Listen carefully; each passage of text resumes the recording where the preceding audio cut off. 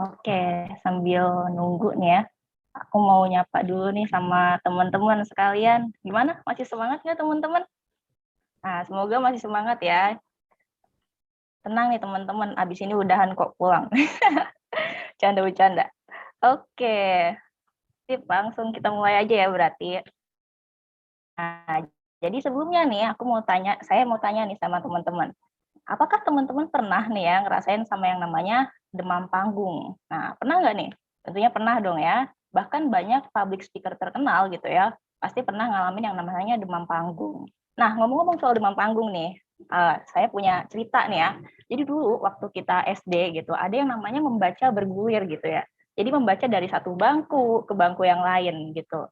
Nah, waktu itu udah mulai deket nih panggilannya ke saya. Mungkin sekitar 2 atau 3 orang lagi gitu ya. Nah, itu deg-degannya luar biasa.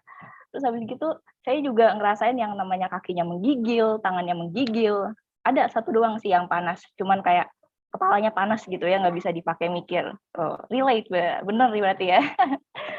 Oke, nah terus waktu itu sudah pas di giliran saya nih, guru saya ngomong, Intan tolong membaca paragraf selanjutnya gitu kan ya. Enak banget nyuruhnya, padahal mah yang jadi murid kayak ketar-ketir gitu ya, aduh ibu, saya maju ke depan kan ya, saya maju ke depan, overheating, iya bener dah. Saya maju ke depan, nah habis itu saya pegang bukunya, gemeteran tuh, nggak ada kata-kata yang keluar sama sekali. Dan yang keluar apa? Cuman keringet dingin doang ya, dari ujung jidat nyampe ujung kaki. Nah, semenjak dari saat itu, saya jadi takut banget sama yang namanya maju ke depan. Saya juga jadi punya yang namanya demam panggung setiap kali, misal mau presentasi, atau bahkan cuma nulis kata-kata, misal nulis jawaban MTK gitu ya, di papan tulis tuh saya gemeter gitu. Nah, sekarang, kalau misalnya kalian masih punya masalah yang sama gitu, masih bisa relate dengan hal seperti itu, semoga kita next slide yuk. Oke, semoga materi di hari ini bisa membantu kalian sedikit untuk mengurangi rasa demam panggung kalian gitu ya. Dan semua ini simple banget kok kuncinya. Saya ucapin dari awal ya. Kuncinya itu ada di mindset. Nah, gimana cara mainin mindsetnya? Kita next slide. Oke, jadi sebelum kita masuk ke tips-tipsnya nih teman-teman, kita cari tahu dulu yuk apa itu ketakutan dan apakah perlu ketakutan itu dihilangkan atau ketakutan itu sebenarnya ya udah gitu nggak apa-apa gitu. Yuk kita next slide lagi. Oke, jadi ketakutan menurut KBBI itu adalah perihal takut, rasa takut, keadaan takut, kesenggangan, kekhawatiran, kegelisahan, dan dalam keadaan takut, menderita takut, atau khawatir gelisah. Nah, jadi konotasinya negatif semua nih ya, ketakutan. Nah, tapi faktanya teman-teman, ketakutan itu adalah sebuah reaksi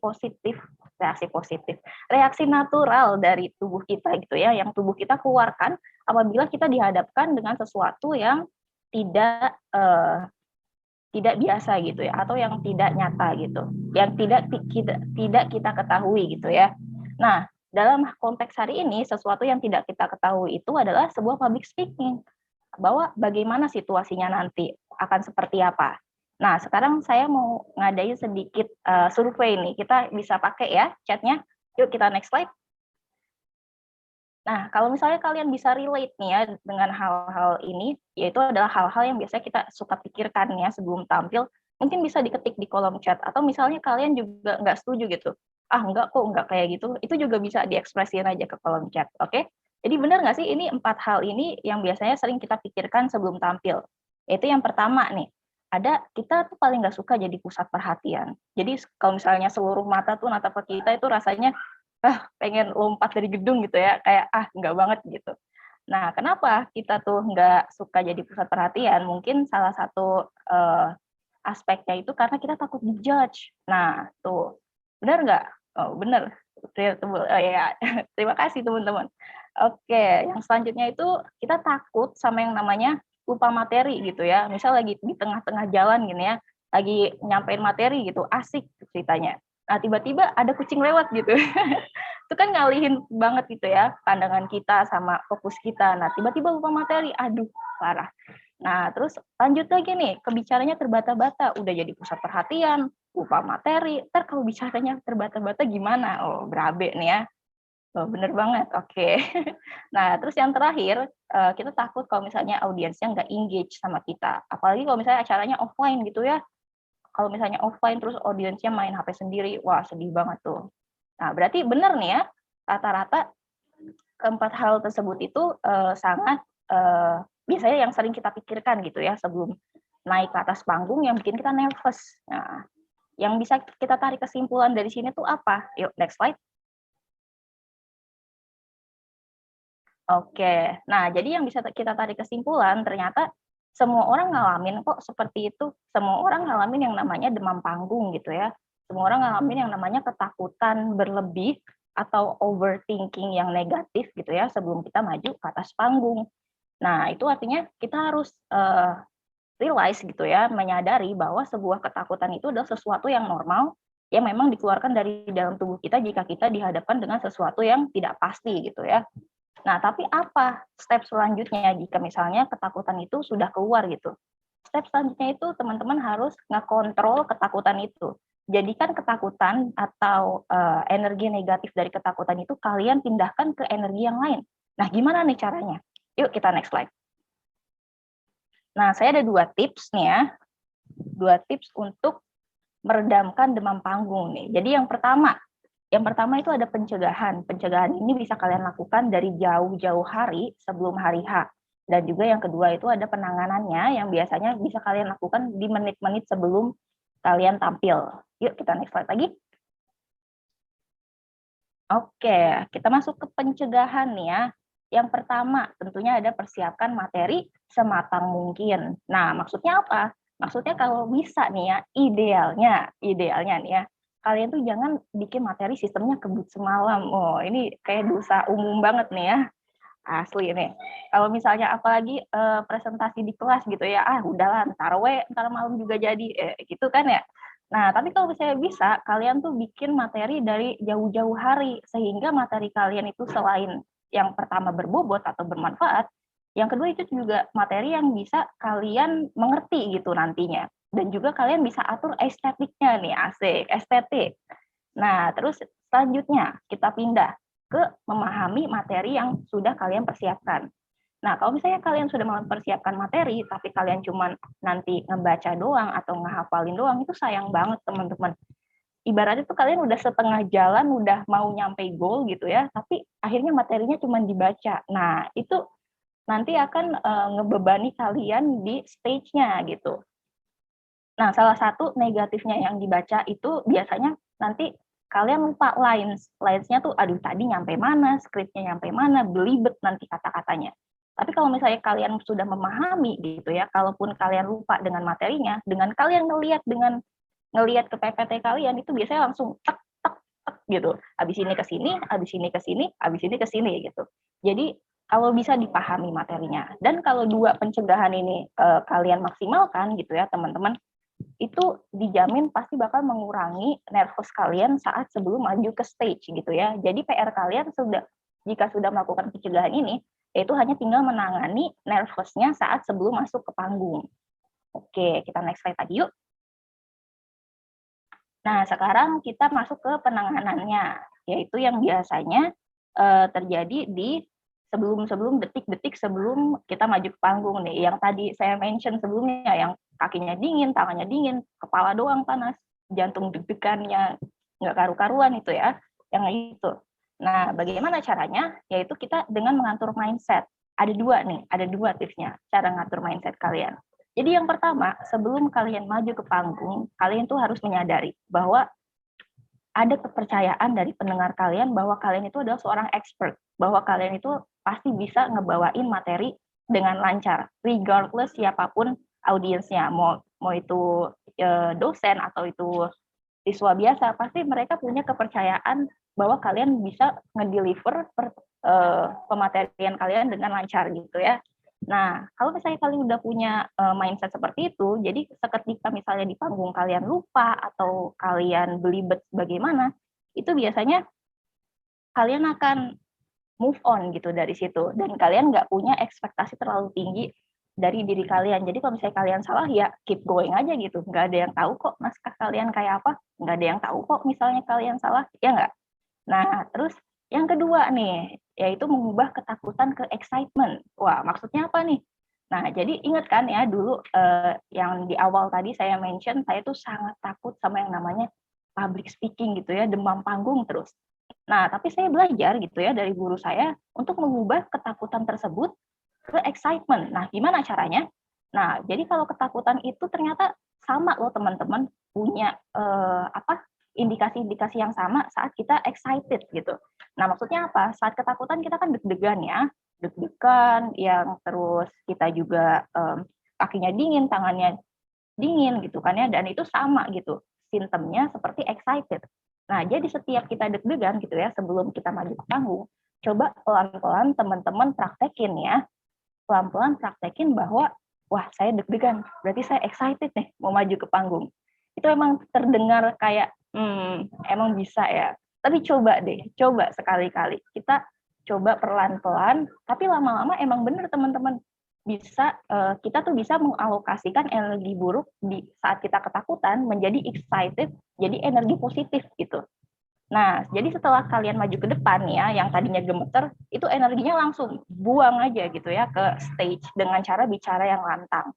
Nah, apalagi kalau misalnya kalian ngerti nih cara ngatur intonasi yang benar gimana. Kalau misalnya kalian ngerti cara ngatur intonasi yang benar terus tambah bicaranya lancar, wah itu udah the best of the best, udah pasti performance kalian tuh udah pasti lancar kayak jalan tol, udah dijamin. Gitu ya, paling jadi intinya tuh atur mindset. Jadi mungkin ini akan butuh sedikit latihan gitu ya, perlu lama latihannya. Tapi sedikit demi sedikit nanti itu akan membentuk kalian menjadi seorang public speaker yang lama kelamaan menjadi pede gitu, lama kelamaan demam panggungnya tuh menurun gitu. Nah, tapi bagaimana kalau misalnya kita tetap membuat kesalahan di sana sini? Nah, yuk kita next. Nah, bagaimana kalau misalnya tetap ada aja gitu kesalahan? Ya, gimana ya? Kita manusia gitu. Jadi it's okay to make mistake. By the end of the day, we are human and we are supposed to make mistakes. Gitu. Jadi kalau misalnya ada kesalahan gitu ya, ya udah diambil aja, kita resapin aja kayak ya nggak apa-apa gitu. Yang penting kita udah berusaha kan ya di awal dan jadikan mistakes itu atau kesalahan itu sebuah menjadi sebuah pengalaman berharga dan menjadi sebuah pelajaran bagi diri kita untuk tidak mengulanginya lagi atau seenggaknya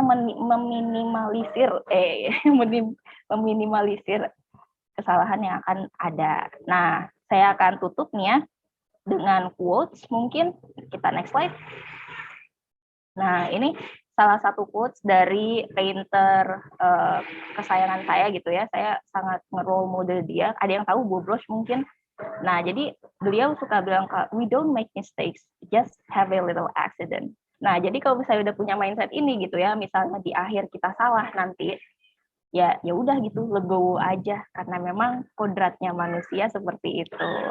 Nah, itu dia tadi teman-teman presentasi dari saya kali ini. Kalau misalnya kalian masih penasaran nih ya dengan segala macamnya, boleh langsung aja ditanyain nanti di sesi tanya jawab. Sekian dari saya. Wassalamualaikum warahmatullahi wabarakatuh. Saya kembalikan ke MC.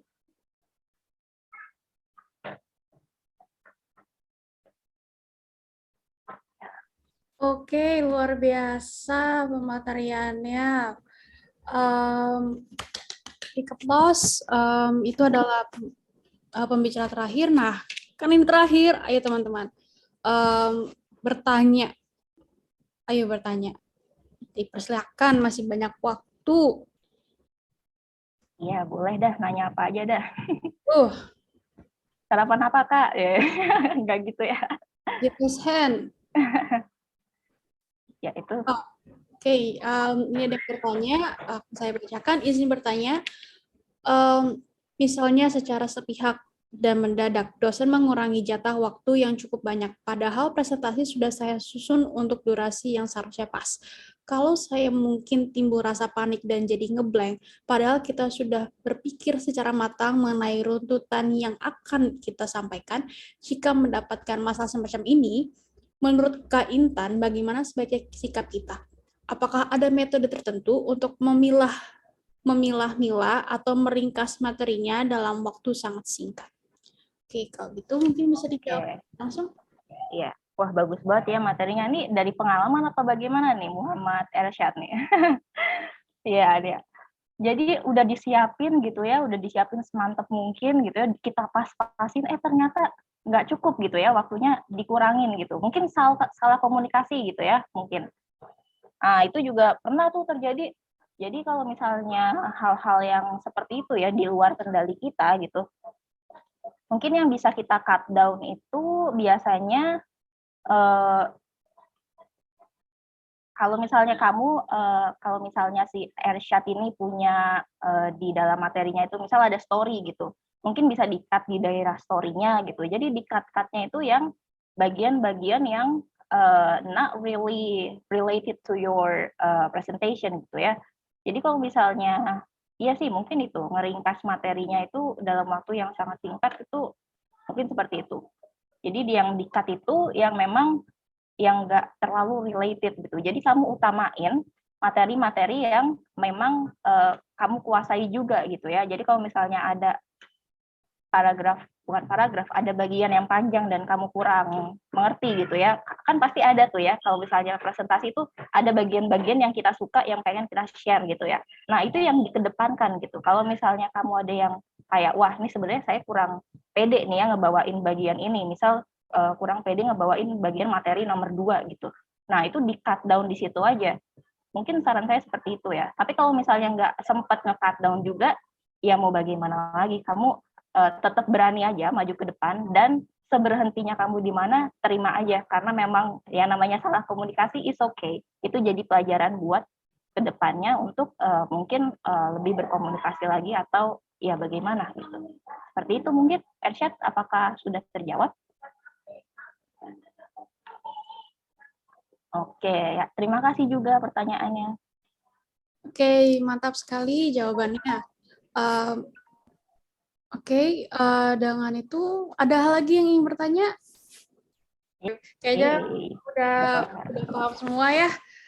Oke, kalau begitu terima kasih semuanya untuk pertanyaannya dan juga untuk pembicara hari ini yang kece-kece, keren-keren materinya dibawakan. Semoga semuanya bisa dipahami gitu ya, bisa bermanfaat juga, atau juga kalau teman-teman ada kesempatan untuk public speaking gitu ya, bisa banget mengaplikasikannya dari pematerian kakak-kakak Akang Teteh di sini gitu ya.